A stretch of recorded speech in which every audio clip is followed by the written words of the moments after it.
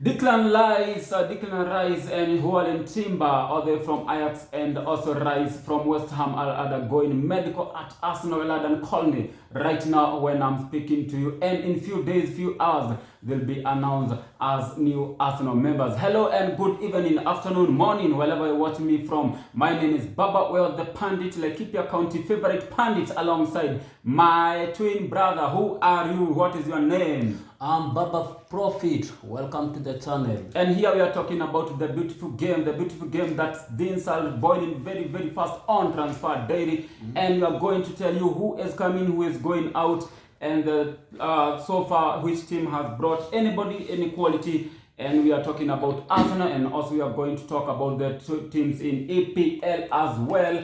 But remember, we are sponsored by Wealthy Errands, and Wealthy Errands, we always say, is just a call away. And this is BWA TV. My name, I said, is BWA. Sorry, my name is Baba the Pandit, Laikipia County favorite Pandit, and this is BWA TV. And BWA TV is brought to you by Worthy Errands. And Worthy Errands, we say, is just a call away. So we start with Aston Villa. Aston Villa under Unai Emery, and they have brought few names in. That is Rico Richards from West Brom, and also Yuri Tierisman from Leicester. He comes free. Well, I think for Unai Emery, he's a very good coach, and I believe adding Yuri Tielemans on that midfield. And remember, Yuri Tielemans is somebody that has always been linked with Arsenal years back, even last season, and I was surprised to see, but there was no linkage of him this season. But adding Yuri Tielemans and combining with the Brazilian, what is his name? There is this the midfield in general, the Aston Villa, the Villa midfield, adding Yuri Tielemans in that midfield. I think that's a very brilliant signing, and you expect Aston Villa to challenge for Europa League and all top 6-7 in coming season. He is a good ball carrier. Then we go to Bradford. They bring in Nathan Collins from Wolves at £23 million. Romeo Beckham from Inter Milan at and is close to free. Then Brighton. Brighton, how they have been excellent. They had an excellent season last season, 2022-2023. Brighton brings in Mohamed Dahoud from BVB. It's a surprise for me to see BVB releasing Mohamed Dahoud, and also they bring in Joao Pedro from Wolves. Now we go to the main one. Chelsea bring in Nicolas Jackson, the guy from Villarreal. He's had 26 appearances for Villarreal, that is from La Liga side in Spain, and 12 goals and 4 assists. But they also brought in Christopher Nkunku. Anything you can say about Christopher Nkunku? £52 million from Leipzig. Yeah, he's a very good player. But before even I move on to Chelsea, let me touch on a little bit on Brighton. Brighton is a squad that is built, or a squad built on young guys. Look at Brighton squad. I think they have an average of 23 years or 21. And they had to add. Remember, they are average of losing Caicedo to Chelsea, and they also lost Mark Allister to Liverpool. So it is always sense that they had to add somebody, and somebody who will bring depth to the squad. Now at Chelsea, I don't think Chelsea they needed Nkunku. Yeah, it's a good signing, but for me, I don't think Nkunku is that somebody that will bring that being aggressive in Chelsea's squad. But Pochettino is a good coach. Maybe he can bring something out of him. Maybe he can bring something out of him, but they needed Nkunku, they needed Nicolas Jackson, because they released Kai Havertz, as we are going to check out the players who are out of Chelsea, and Timo Werner is not there, Romelu Lukaku is no speculations that he is coming back, so Mason Mount as well. I think their attack and the guys who are at the final third, Chelsea needed to add more quality. Hakim Ziyech, I think he was going to Saudi side, and his medical field. We are not clear. We are not yet know if he's going to stay at Chelsea on 2023-2024 season. Now, I want to talk about the players that have left Chelsea, because it's a number, almost 10 players. Kai Havertz already to Arsenal at £65 million. Yeah, for me, as much as many people would argue, Kai Havertz is You see, Harvard from, I want to believe Arsenal signed Harvard from Bayern Leverkusen and not Harvard from Chelsea, because at Chelsea he didn't prove much. And maybe I still feel Mikel Arteta is going to bring much more from Kai Havertz, and we're going to see. That was, for me, it was a brilliant signing. And also Mateo Kovacic goes to Man City, £30 million. Yeah, remember last season Man City had Ika Gundogan, who has moved to Barcelona, and Kovacic is a carrier, is a ball carrier, and getting him playing alongside Rodri at Man City, it's also a very nice signing. I even don't understand why Chelsea let go of Kovacic. He also got he has an EPL experience. I guess that's exactly. Maybe City took Kovacic for leg to leg because they released Gundogan. Yeah, Do you think it's a leg to leg midfielder? I think it is a perfect match. Loftus-Cheek goes to AC Milan at £17 million. I don't think if I was Loftus-Cheek, I would also have left, because he is at his peak of his career. He need to get more minutes. Cesar Azpilicueta, he was the captain of Chelsea, left to Atletico Madrid for free. Kalidou Koulibaly, now this is where I'm wondering. Kalidou Koulibaly went to Al Hilal, that is in Saudi. Edward Mendy, the goalkeeper, left to Al Hilal. N'Golo Kante also going to Al Hilal. All those players are going to one club, Al Hilal in Saudi Arabia. And I'm looking at it and thinking, Chelsea might be trying to invest more money in Saudi Arabia, because these players are getting out good transfers. Yes, and I tell you what, in coming days, I think Saudi is a league to watch, and maybe you'll be surprised to see them in future being included in Champions League. Look at the number of players that are heading to Saudi and the amount of money that is being spent by Saudis. I think players, when they are hitting at that, and not only hitting at that, you could see even there was a rumor that Matt Redknapp is also linked to Saudi League. You see, Saudi teams, they have a lot of money and they are getting players, especially EPL players and players with big names. Look at Mendy, look at N'Golo Kante. They are players that, as the mention of their names, and maybe a fan will like, oh, let's go watch that match, because the kind of signing that they are making. And I think we have to watch out for the Saudi league.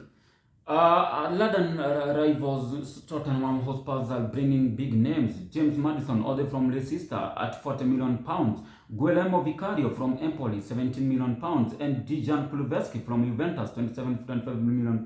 I guess that was the earlier transfer.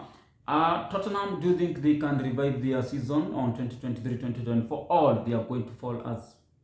For Kulu, you have to remember that he was on loan from Tottenham. I think they are trying to sign him from Juventus, and the fact that they are in the verge of losing Kane, their all-time goal scorer, I think they need to resign and get somebody that is going to. Okay, it's very quite difficult to replace him, but they'll have to be ready to play without him. And if they have to cash him this summer, if they don't cash him, he's going to work for free next season.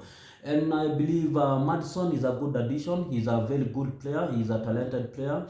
Though after being relegated with Leicester, I still believe Maddison is a good addition to the squad. And we are yet to see what they are. I also understand they also signed a new goalkeeper, I guess from Empoli or somewhere. And they let go of Hugo Lloris. But I still believe they can do something, but I don't see them making top 4. Newcastle are team as of surprise last season. They already have Sandro Tonali from AC Milan, £55 million. Tonali was not willing to leave AC Milan, but AC Milan needed money, and they told him, you know what, boy, you have to go. You have to go to St. James Park. And I'm looking at that midfield of Sandro Tonali with Guimaraes and the likes of Joe Willock. Yeah. Do you think Newcastle will continue? And they have a European football Champions League football next season. What do you think of Newcastle next season? I think Newcastle are going to challenge. They're going to give a very stiff competition, very good challenge. It's not as okay. Based with the last season, they only played that 8 games. They were not on the domestic cups, but even in now that they're in the European competition, I still believe Newcastle in the addition of Tonali, Gumales in that squad. There is Joe Willock. There is other good players from their back, from the Isaac.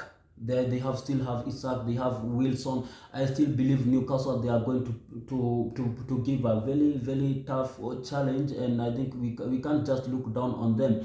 And remember, it's a team that just grew. They were doing bad, and that just grew, and I don't think them having a setback even coming season. In 2 minutes, I want you to talk about Liverpool, because many are saying Liverpool are now rebuilding from the season. Remember, they released a lot of players like Naby Keita, Roberto Bobby Firmino, Axel Oxlade-Chamberlain, the guy from Man City, then to Liverpool, James Milner. And they brought in people like Alex McAllister, World Cup winner, and also Dominic Szoboszlai, that is from Leipzig, at 60 million pounds, McAllister, 35 million pounds.